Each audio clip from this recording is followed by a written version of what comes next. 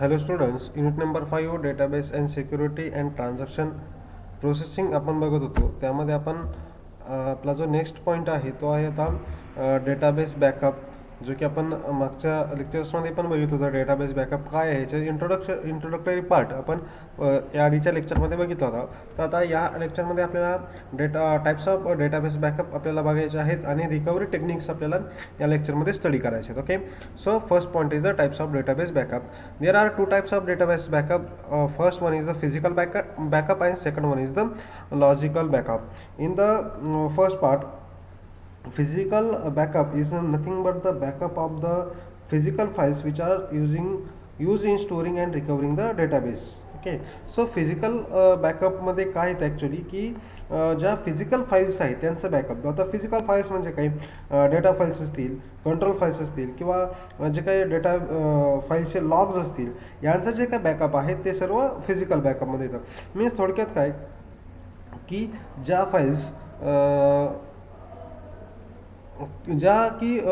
Files आहेत त्या आपल्याकडे अवेलेबल आहेत. म्हणजे थोडक्यात जसं की सपोज एखादी एक्सेल फाईल असेल किंवा अशा ज्या काय फाईल फॉर्मॅटमध्ये त्यांचा बॅकअप आपण घेतो. त्याच्यामध्ये यांची जी काही कॉपी आहे त्या फाईलची डेटा इन्फॉर्मेशनची जी कॉपी आहे ते आपण एखाद्या दुसऱ्या डिस्कवरती किंवा ऑनलाईन स्टोरेज जसं की मॅग्नेटिक ऑफलाईन स्टोरेज जसं की magnetic tape means hard disk असेल, पेन ड्राईव्ह असेल, DVD असेल, CD असेल, यांच्यामध्ये जो बॅकअप आपण घेतो त्या फाईल्स कॉपी करतो त्याला आपण फिजिकल बॅकअप म्हणतो. त्यानंतर जो सेकंड पार्ट आहे logical backup. Logical backup consists of logical data which is retrieved from a database. Okay, means जो काय असा डेटा जो लॉजिकल फॉर्मॅटमध्ये स्टोअर आहे डेटाबेसमध्ये, म्हणजे थोडक्यात रोज आणि कॉलमच्या फॉर्मॅटमध्ये जो डेटा स्टोअर आहे. आता त्याच्यामध्ये काय काय बॅकअप असतो. It contains the logical data such as a views, procedure, function, tables. Means जे काय आपण डेटाबेस मॅनेजमेंट सिस्टीममध्ये बघितलं आहे, व्ह्यूज असतील, प्रोसिजर, फंक्शन, टेबल्स असतील, व्ह्यूज असतील, हे सर्व येईल लॉजिकलमध्ये आणि त्याचा बॅकअप आपण क्रिएट करू शकतो. त्याला आपण म्हणणार लॉजिकल बॅकअप. आता हा जो बॅकअप आहे तो लॉजिकल बॅकअप ज्यावेळेस एखादा डेटा लॉस होतो त्यामध्ये आपल्याला डेटा लॉस मधून आपल्याला ज्यावेळेस हा बॅकअप घेतो आपण, तर त्यामध्ये ह्याच्या सर्व व्ह्यूज, टेबल्स वगैरे त्याचं स्ट्रक्चरल इन्फॉर्मेशन जी आहे ती आपल्याला या बॅकअपमध्ये भेटत असते. That is the logical backup.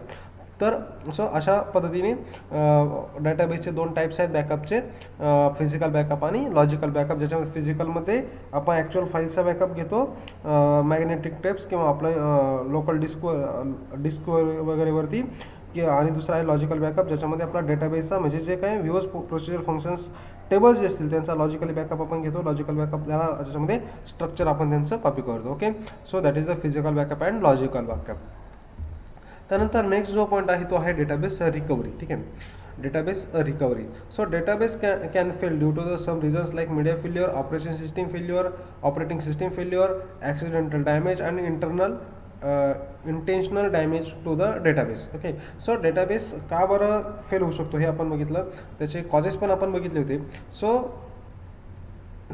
Database जो आहे तो media failure, operating system failure किंवा अशा काही गोष्टीमुळे फेल होत असतो.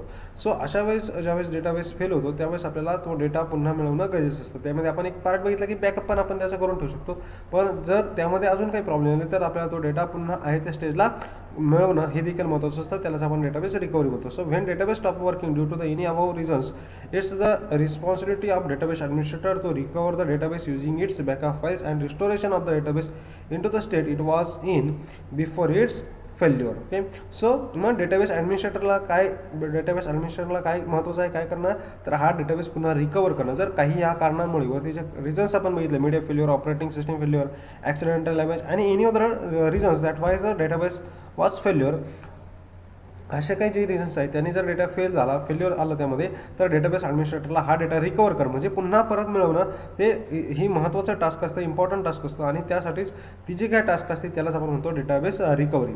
There are two major types of complete recovery of the database. मग त्या ठिकाणी डेटाबेस रिकव्हरीचे दोन टाईप आहेत ते आपल्याला बघायचे आहेत. त्यामध्ये फर्स्ट पार्ट आहे टाईप्स ऑफ कंप्लीट रिकव्हरीमध्ये फर्स्ट पार्ट आहे बॅकवर्ड रिकव्हरी, त्यालाच आपण रोलबॅक म्हणतो. आणि दुसरा जो पार्ट आहे तो आहे फॉरवर्ड रिकव्हरी, त्याला आपण रोल फॉरवर्ड म्हणतो. आता या दोन्हीमध्ये किंवा ह्या दोन टेक्निकमध्ये नक्की काय केलं जातं. तर रिकव्हरीमध्ये म्हणजे थोडक्यात रिकवर आपला डेटा ॲक्च्युली फेल होऊ नये किंवा डेटाबेस आपला फेल होऊ नये, फेल्युअर येऊ नये, त्यामुळे आपण भरपूर काही त्याच्यावरती उपाय करतो. पण तरी पण जर काही कारणास्तव जर डेटा फेल झालाच आपला, तर तो डेटाबेस पुन्हा मिळवणं हे आपल्यासाठी इम्पॉर्टंट असतं, कारण की आपली पुढची सिस्टीम सुरू ठेवणं हे आपलं काम असतं डेटाबेस ॲडमिनिस्ट्रेटरचं. सो त्यासाठी मग बॅकवर्ड रिकव्हरी आणि फॉरवर्ड रिकव्हरी अशा 2 पद्धतीने आपण गेलेला डेटा पुन्हा मिळवू शकतो. आता बॅकवर्ड रिकव्हरीमध्ये काय केलं जातं बघा. In the backward recovery, the database is restored into the previous state and the unwanted changes are eliminated. Okay, means थोडक्यात काय की जे काय ज्या स्टेटला डेटा जो आहे तो डेटा फेल झाला आहे, तर त्या स्टेटला त्या स्टेटमधून डेटा रिकवर केला जातो आणि जे काही त्याच्यावरती चेंजेस झालेले असतील तर ते चेंजेस काय केले जातात, रोल बॅक केले जातात. ओके, त्याला आपण म्हणणार कोणती बॅकवर्ड रिकव्हरी. आणि त्यानंतर दुसरा जो टाईप आहे फॉरवर्ड रिकव्हरी, त्यालाच आपण रोल फॉरवर्ड असं देखील म्हणतो.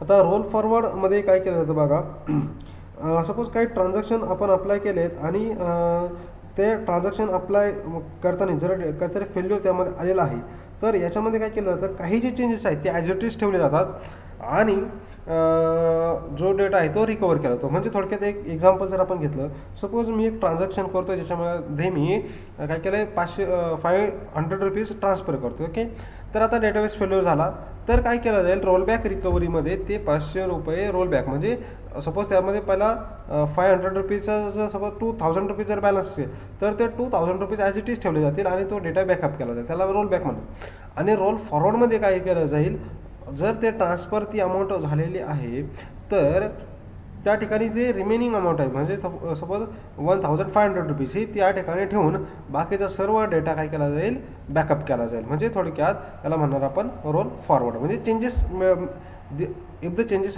will happen, then the changes will be committed and the data will be recovered. That is in the forward recovery.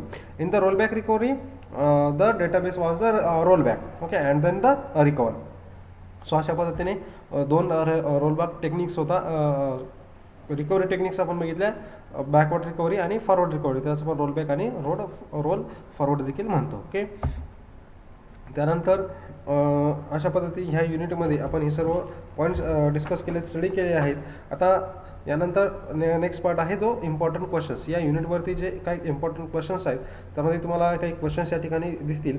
त्यामध्ये 4 मार्क्सचे क्वेश्चन आहे. त्यामध्ये फर्स्ट क्वेश्चन आहे explain acid properties of transaction, ज्या की आपण बघितल्या ॲटॉमिसिटी आहे, कन्सिस्टन्सी आहे, आयसोलेशन आहे, ड्युरेबिलिटी आहे.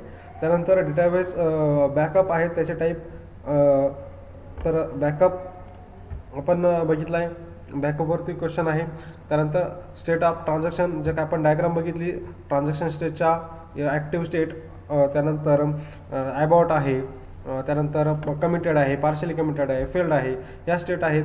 त्यानंतर database recovery state, the concept of database recovery, त्याच्यामध्ये रिकव्हरी टेक्निक्स आपण बघितल्या, रोल बॅक, रोल फॉरवर्ड. त्यानंतर टाईप्स ऑफ डेटाबेस युजर्स, त्यानंतर रिकव्हरी टेक्निक्स.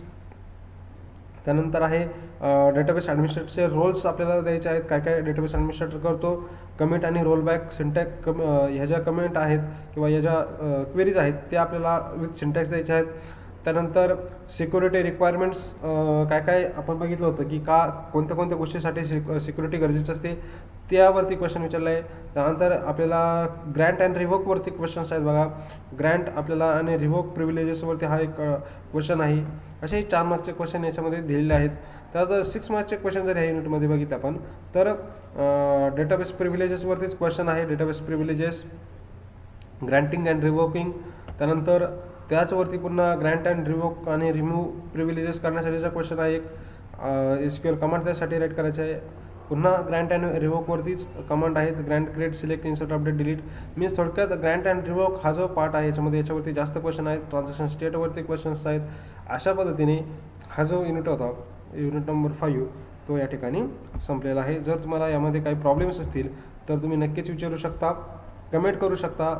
याच्या व्हिडिओच्या डिस्क्रिप्शनमध्ये जे आहे त्या डिस्क्रिप्शनमध्ये तुम्हाला तुम्ही माझा कॉन्टॅक्ट नंबर आहे, मेल ID आहे, त्याच्यावरती मला कॉन्टॅक्ट करू शकता, मेल करू शकता. व्हॉट्सअप करू शकता मला. आणि हा चॅनल जो आहे या चॅनलला तुम्ही प्लीज लाईक करा, शेअर करा, सबस्क्राईब करा आणि हे व्हिडिओ जे आहेत तुम्ही सर्व व्यवस्थित बघा. तुमचा जी एक्झाम आहे आता 6 तारखेलाच डेटाबेस मॅनेजमेंटचा तुमचा एक्झाम आहे, तर त्यासाठी तुम्हाला सर्वांना शुभेच्छा देतो. आणि यानंतर जे काही इम्पॉर्टंट क्वेश्चन्स असतील युनिट वाईज ते मी अपलोड करण्याचा आज किंवा उद्यापर्यंत प्रयत्न करीन. Okay, thank you.